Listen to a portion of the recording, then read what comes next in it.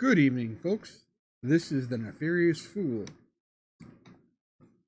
letting you know that I am re-recording this as a live stream had a bunch of technical difficulties with the camera as well as with the audio as we tried to play some music near the end of this live stream. So I went ahead and reset everything back up so we can re-record it.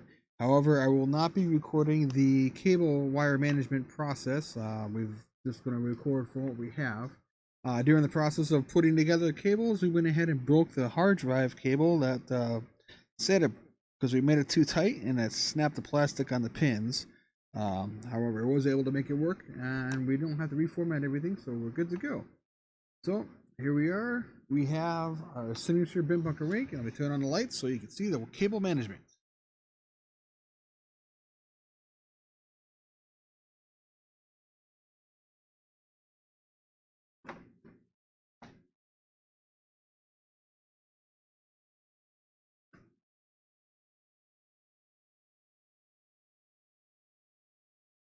As you can see, we've got two ribbons in here. When we did the troubleshooting in the process, we found that this PCI slot right here was bad.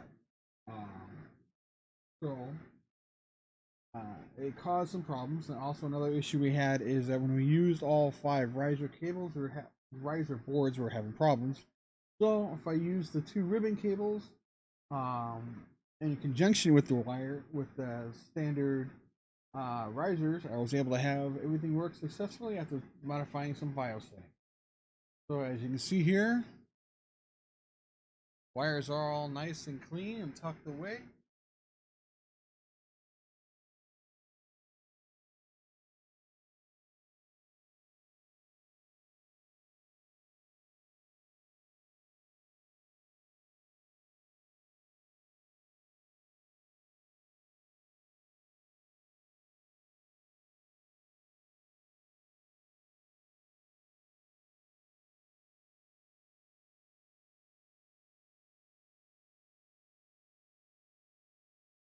Right here is a little bit of a cable mess we have, but that's all.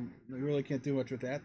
But as you see everywhere else, there is Jared's signature from Digital Gold. Thank you, Jared, from Digital Gold, for supplying the power supplies as well as the cables required, the risers, and the motherboard itself. The rig is very nice, does work good, other than a couple issues with the having to clean up all that gunk off the motherboard and having to change some BIOS configuration. So, without further ado, we'll get into what changes we had to make in the BIOS.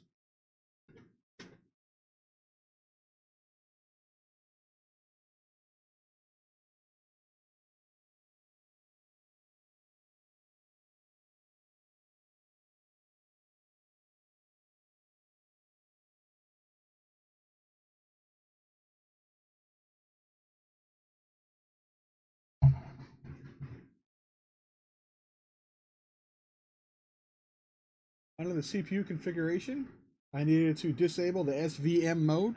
That stands for the virtual machine mode.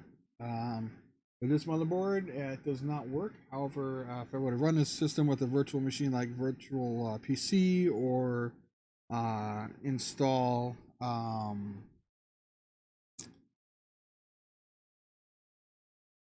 VMware, I would have to go ahead and enable this. However, since this is just a minor, we can leave that disabled. It's not going to hurt anything. On the North Bridge, that controls the onboard graphics. Right here, I enable the onboard graphics for multi-monitor support. If I wanted to plug in a second screen, I could use the HDMI or the DVI port, which is supplied with this motherboard. Let's set the onboard graphics. Since we have a 2400G CPU in here, we can take advantage of the APU and we can mine with it by setting this to 3 gigs. Now, you could set this to auto, which would let the operating system control what it needed to have for memory. So if you wanted to have a 2400G or a 2200G processor or any other built-in graphics processor for AMD, you can set that to auto if your board only supports up to 2 gig. With the current DAG file size, you unfortunately need to have 3 gig or larger. 3 gig graphics is not doing very much for the DAC files, as we're hitting the limits of that and some of the other algorithms going on in the mining world right now. So you can change that to auto if you need to. However, I'm setting this to 3 gigs so because it does work right currently with the Ethereum algorithm.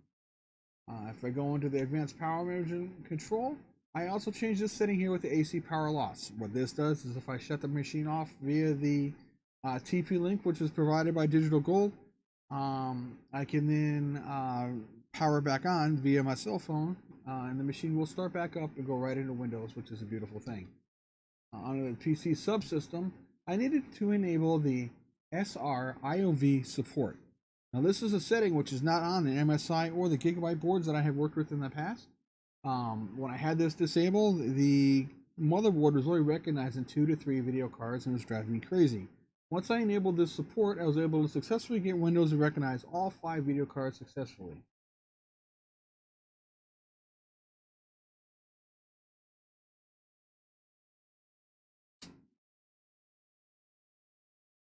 We'll go ahead and boot the system back up and show you that it is working.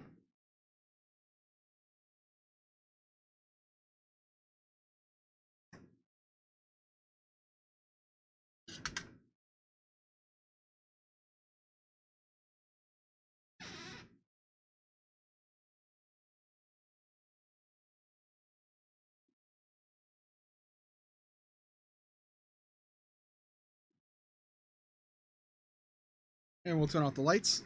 Get dramatic effect with everything.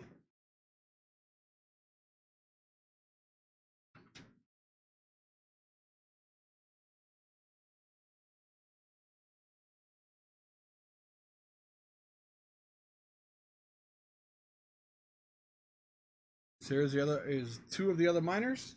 So here we go. We have 3 miners successfully working. This top one here is the miner on this first set right here. The second miner set right here is this miner right here. And this middle box right here will be the big bad Bitbunker signature rig.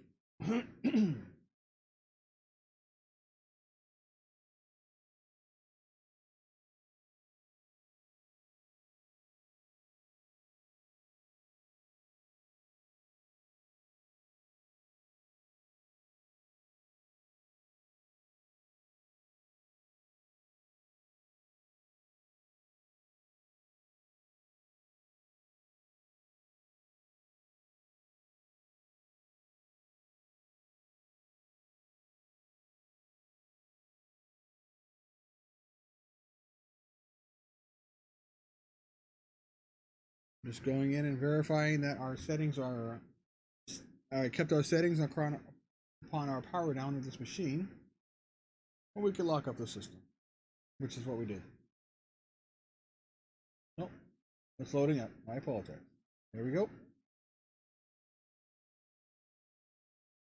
Settings did reset the default. That is because I did a hard power down earlier, so we'll go ahead and load up the Wattman and figure out which card, if it didn't reset all of them. Yeah, it reset most of them, so I do have the profile saved, which is a 2150, but this is 1175. I can change this to 800 if I want, but for stability wise, I put it at 900. The GPU core is 2150, and that's also at 900.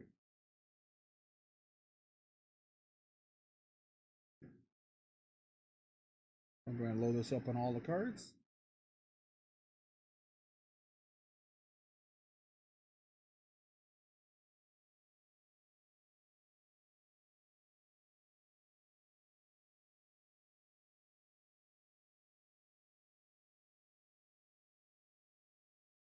Another thing I did as well is I changed the fan speed a little bit from the default so that try and keep the temperatures as cool as possible while we are mining.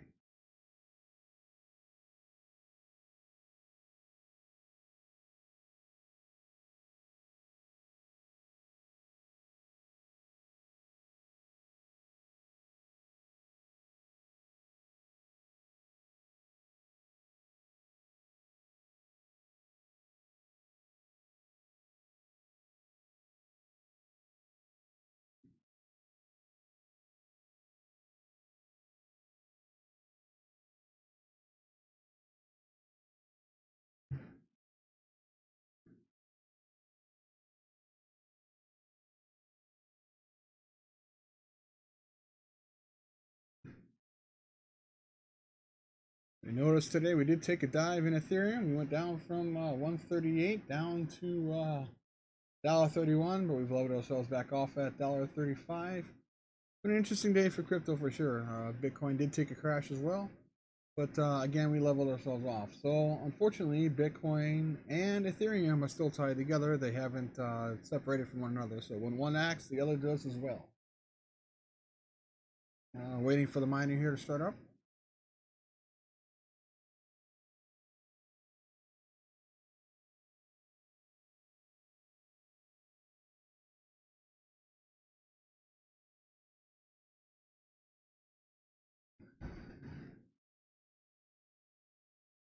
Now the Claymore itself defaults to 14 or whatever for each car, but I've noticed if I throw it at 9, I tend to get better hash rate across the board.